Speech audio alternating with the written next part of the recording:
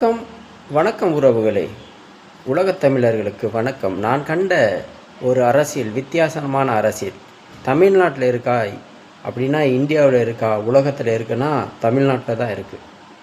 ஜாதி ஓட்டு தீட்டு என்கிறார். மக்களோடு கூட்டணி, எந்த திருட்டு பையனோடையும் கூட்டணி இல்லை. எனக்கு ஓட்டு போட்டால் போடு, போடாலைன்னா போ அப்படிங்கிறார். தனிச்சு தான் நிற்பேன். மற்ற கட்சிங்க நீங்கள் பார்த்துக்கலாம், தோல் திருமாவளவன், வைகோ, இது மாதிரி நிறையா கட்சி இருக்குது. சிறு சிறு துண்டு கட்சிகள், அதெல்லாம் ஒரு சீட்டு அரை சீட்டு துண்டு சீட்டுக்கு விலை போகுது. ஆனால் செந்தமிழ் சீமான் கட்சி ஆட்சி வரைமுறை எல்லாமே வித்தியாசமாக இருக்குது. இன்றைக்கி தமிழ்நாட்டில் ஒரு எதிர்கட்சி யாருன்னா செந்தமிழ் சீமான் தான். ஏன் அவர் தான் இன்றைக்கி மக்களுக்காக குரல் கொடுத்துட்டே இருக்கார். குரல் மட்டும் கொடுக்கல, மக்களுக்கு என்னென்ன பிரச்சனை இந்த திமுக அரசு விளைவிக்குதோ அதுக்கு போய் போராடிட்டுருக்காரு எல்லா இடத்துலையும். என் மனுஷன் தூங்குவாரா தூங்க மாட்டாரான்னு தெரில, டெய்லி மக்களோட போராட்டத்துக்கு போய் சந்திச்சுக்கிட்டே இருக்கார். அலைகள் கடலில் அலைகள் ஓய்ந்தாலும் ஓயும், ஆனால் சீமானுடைய மக்களுக்காக போராட்டம் பண்ணுறாரு பாருங்க, உறுதுணையாக நின்று என்றைக்கும் ஓயாது.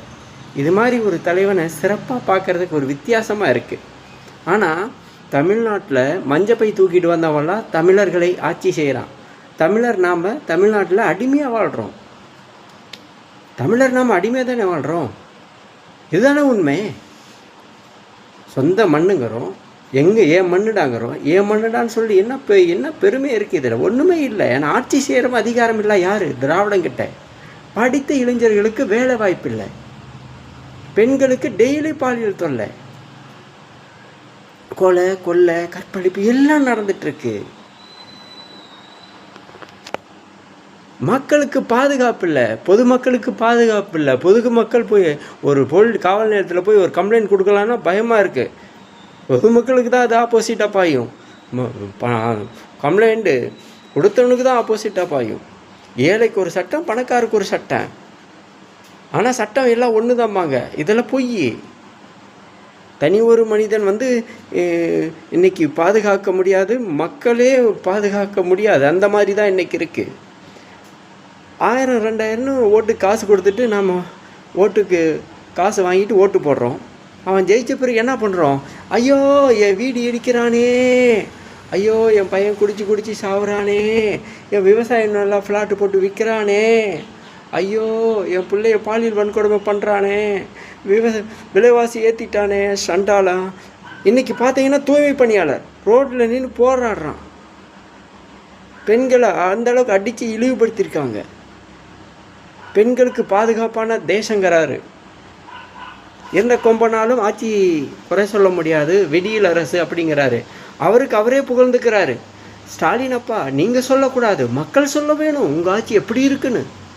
எங்கள் அப்பா அம்மா உங்கள் ஆட்சியில், உங்கள் அப்பானுடைய ஆட்சி எல்லா ஆட்சியும் பார்த்துட்டாங்க, மண்டை போட்டுட்டு போயிட்டாங்க. அப்போவே அவனுங்கிட்ட சொன்னேன், வேண்டாப்பா மாற்றி போடு. இந்த திராவிடர்கள் ஒன்றுமே செய்யலை, படித்த இளைஞர்களுக்கு பாதுகாப்பு இல்லை, வேலை வாய்ப்பு இல்லை, பெண்களுக்கு பாதுகாப்பு இல்லைன்னு அப்போவே சொன்னேன்.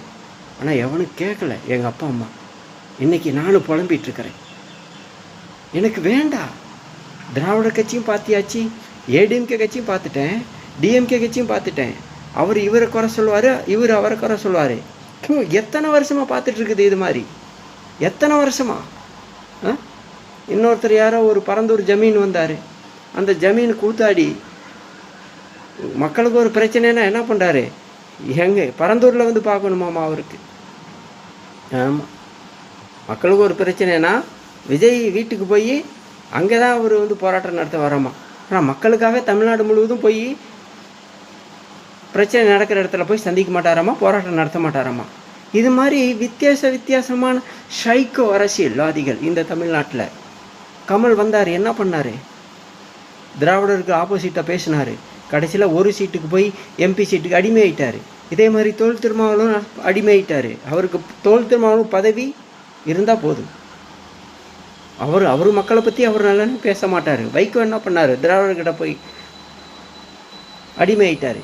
இது மாதிரி தமிழ்நாட்டில் இருந்துட்டு, தமிழ்நாட்டில் பிறந்துட்டு எல்லாமே திராவிடர்கிட்டே போய் அடிமையாக இருந்துக்கிட்டா தமிழர் நலனை பற்றி யார் எடுத்து கேட்கறது? பேசுறது? யார் பேசுறது? யாரும் பேச மாட்டாங்க. அதுக்கு தான் செந்தமிழ் சீமான் பேசிகிட்டு இருக்காரு. தமிழ் மக்களுக்காக, மொழிக்காக, இனத்துக்காக, கடவுளுக்காக, சிட்டுக்குருவிக்காக, இயற்கை வளத்துக்காக, சிட்டுக்குருவிக்காக பேசுகிற அரசியல்வாதி இன்றைக்கி எவனாச்சும் இருக்கானா? அது மேலே கூட பரிதாபம் பண்ணிட்டு பேசுகிறாரு.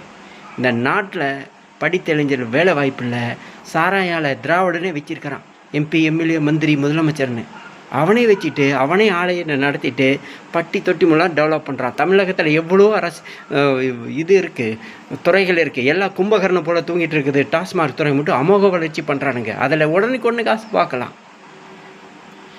எனக்கு போர் அடிக்குதுடா, நீங்கள் என்ன வேணாலும் சொல்லுங்கள், எனக்கு போர் அடிக்குது. இந்த ADMK வேண்டாம், DMK வேண்டாம், உறுதியாக சொல்கிறேன். புதுசாக ஒரு தானே தூக்கி போடுவோம், அவன் என்ன பண்ணுறான்னு பார்ப்போம். அவனும் சரியில்லைன்னா தூக்கி போட்டு இன்னொருத்தனை போடுவோம். நீங்கள் 5-10 கோட்டருக்கு அடிமையாகி வாழ்ந்துட்டுருக்கிறீங்க, வெக்கமாக இருக்குதுடா.